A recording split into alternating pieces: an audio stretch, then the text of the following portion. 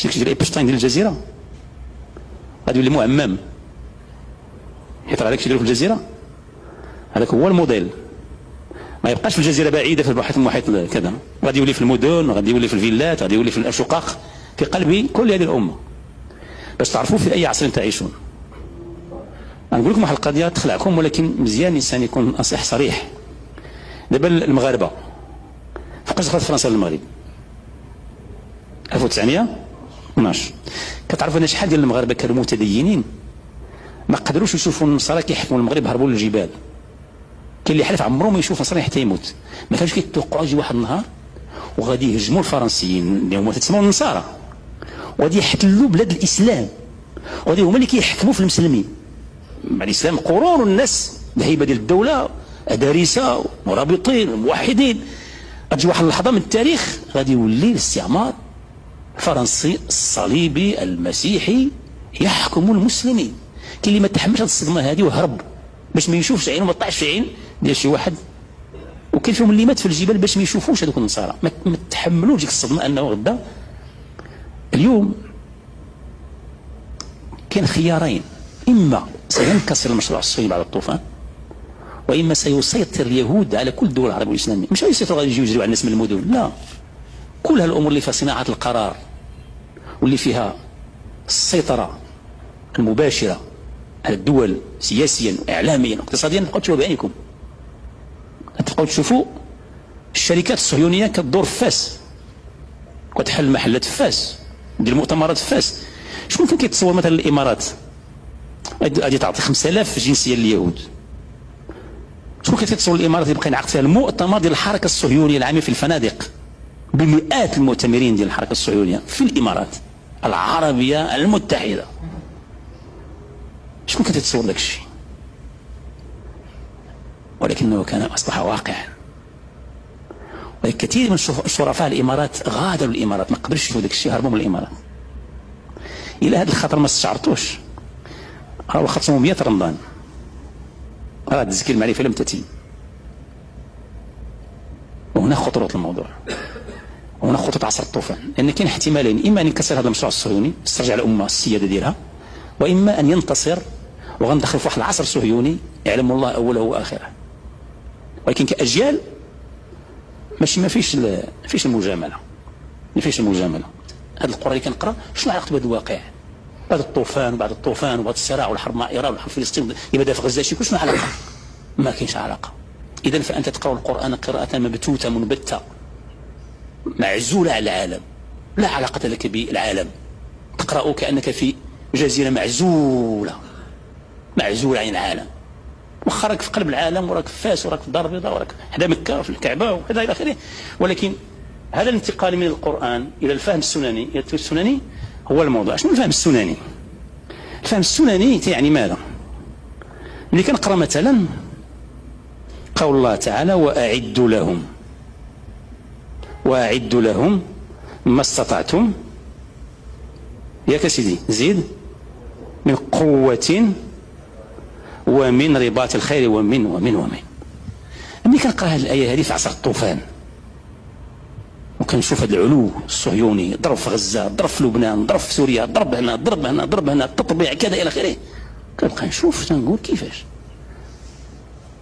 شنو دوري في القصة كاملة؟ يعني ما عندي حتى شي دور، كنقرا من أجل الأجر فقط، التزكية الإيمانية وفين التزكية المعرفية. شنو فهمتي من هذه القراءة هذه؟ ونطرحوا السؤال هنا، غتجي تقول هذه القوة هذه اللي قال لي الله تعالى واعدوا لهم، شنو وجدت؟ أعدوا ما استطعتم من قوة، أنا فلان، أنا أنت إلى آخره. شنو استجابتي هذا الموضوع هذا؟ هذا هو الفهم السنني. هذه القراءة التقليدية للقرآن أو التلاوة. ملي كندخل في القراءة السننية، ملي كنسمع آية وأعدوا ما استطعتم من قوة كنقول ستوب، وقف، أعدوا لهم، هذا أمر إلهي، ما استطعتم من قوة. طيب قوة، اشنو عندنا القوة؟ اش قد ندير انا؟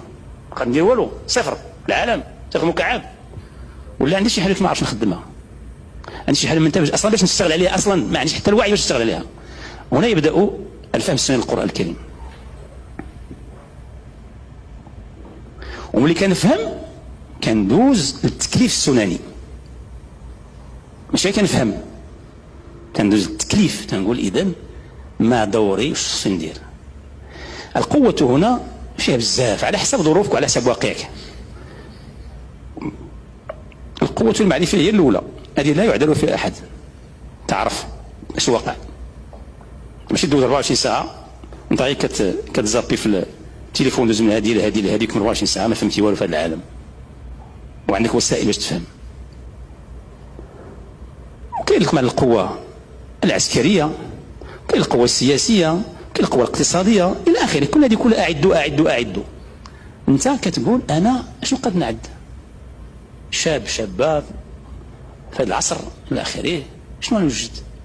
أول حاجة لا تعذروا فيها أمام الله وأنت تقرأوا هذه الآية، هي تفهم، يعني معرفة، تفهم علاش واقع. لأن ما معنى الغياب ديال المعرفة هو الجهل. راه ماشي مهم تكون اش لابس ولا اش كتاكل ولا اش كتشرب ولا فين ناعس ولا فين كتسكن، شنو فاهم. قبل هذه الحرب مع إيران مثلا، شكون اللي كان فاهم بأن الخليج العربي كله مستعمر؟ كان تحسبوا الاستعمار كان غير في فلسطين. لكن لما أصبح الضرب على القواعد الأمريكية بان بأنه الطوفان كشف واحد الغطاء، وبدأت الدول عندها السيادة غير سورية، وأن هذه أوطان مستعمرة، غير أن إسرائيل تستعمر وتقتل وتذبح، وهذو مستعمرين لايت. القواعد ديالهم، التجسس ديالهم حامين إسرائيل، مش حامين ديك الشعوب، وهما اللي كيخلصوا ديك الفاتورة ديال القواعد، وداكشي كله ممول بالبترول ديال ديك الشعوب، ولكن داكشي كله مسخر لحماية المشروع الصهيوني. إذن هذه حقيقة كشفها الطوفان، وكشف بأن هذه الشعوب كلها مستعمرة، ماشي فقط فلسطين المستعمرة، بالعكس اليوم فلسطين تحرر هذه الشعوب. إذن فهنا الطوفان هو فعلا طوفان محرر، على الأقل في المعرفة غادي يحرك من الزيف ديال الصور ديال الجهل بالواقع. لأن فرق بين تكون كتعتقد بأن واحد دول مستقلة وعندها إرادة، وبين تعرف أنها مستعمرات. إلا عرفتي بأنها مستعمرات، الموقف ديالك ما يجري تيتبدل. مثلا تقول مثلا تندد مثلا بإيران، مثلا إيران تهاجم الدول العربية. إلا وليتي فاهم بأن هذاك الشيء راه ماشي تهاجم الدول العربية، راه هذه القواعد منها انطلقت الطائرات والصواريخ، التجسس الذي استهدف إيران، وأمس استهدف سوريا، وأمس استهدف فلسطين وغزة وإلى آخره. إذا فهذه قواعد حرب، ماشي قواعد فيها مخيمات ديال الأطفال ولا فيها لي مول ديال البيع والشراء ديال الحوايج. يعني راه قواعد عسكرية، تجسس، القتل، الضرب إلى آخره. فيصير الفهم هنا، الوعي يغير موقعك في العالم بالوعي بالمعرفة.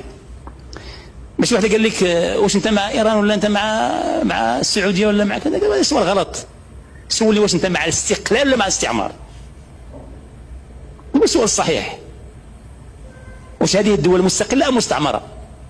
هذا هو النقاش الصحيح في المعرفه.